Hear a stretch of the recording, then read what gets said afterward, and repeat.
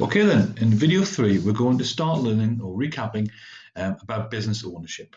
And in this video, we're going to look at the two smallest types of business, the sole trader and the partnership. Now, the sole trader is easily the most common type of business, and it's the smallest type of business where it's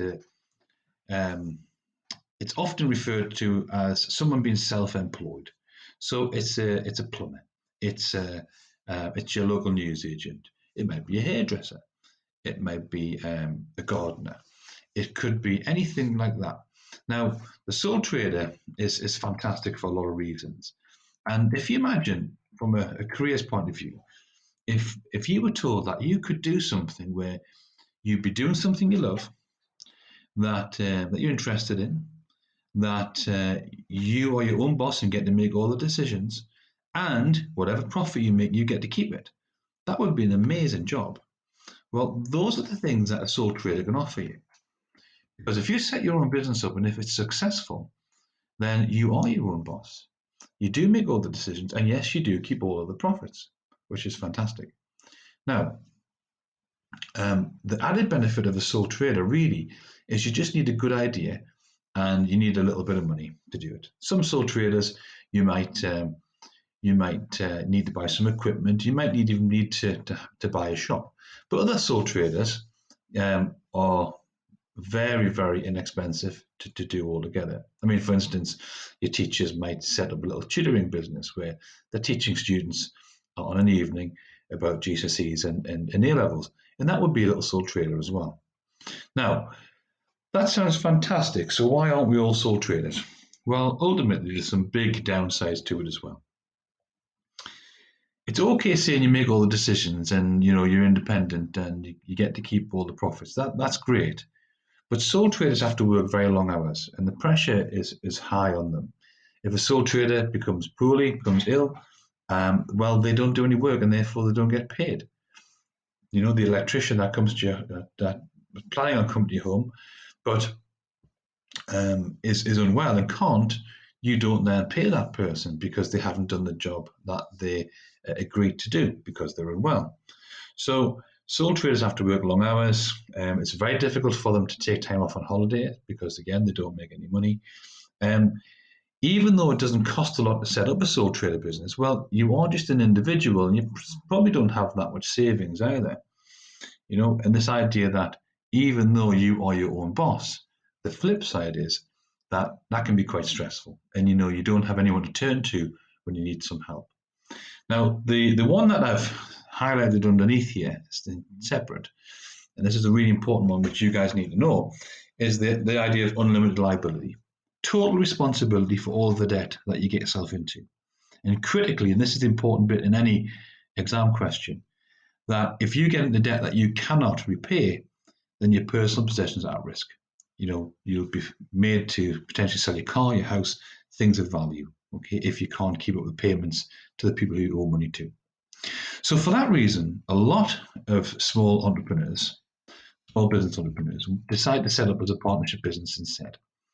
Now, a partnership is typically 2 to 20 people, and they each put money into the business, and they share the profits and they share the decision making of the business. There are some exceptions to the rule for some professional firms, but typically speaking, the vast majority of partnership businesses follow the 2 to 20 rule. Now, there's loads of advantages and disadvantages that a partnership has. They are still easy to set up, but now you've got lots of people who are working with you. Potentially another 20 people are working together. But anyway, each of those partners bring in ideas, put in money together, have different skills. If one of you is ill, the others can cover. If you want to book holidays, that's okay too. You just arrange it with your partners. So all of a sudden now, we've got more people putting money in, so that's greater finance, easier to share ideas, and takes off a lot of the pressure. Partners can also specialize. So maybe one of you is very good at finance, the other one's very good at meeting with customers and communicating and marketing. So one person would lead in one area, another one would lead in another. The biggest problem with partnerships is that partners often disagree, and therefore the partnerships tend to fail when the partners fall out. And this is a really common reason why perfectly good businesses don't succeed. Partnerships, even though they find it easier to raise money than sole traders, they're still a small business, and there's only so much money a group of individuals can put together. As a business, partnerships also have unlimited liability, but remember, they also are jointly liable. So if one partner makes a poor decision and signs a contract, say, the other partners are bound into that poor decision too.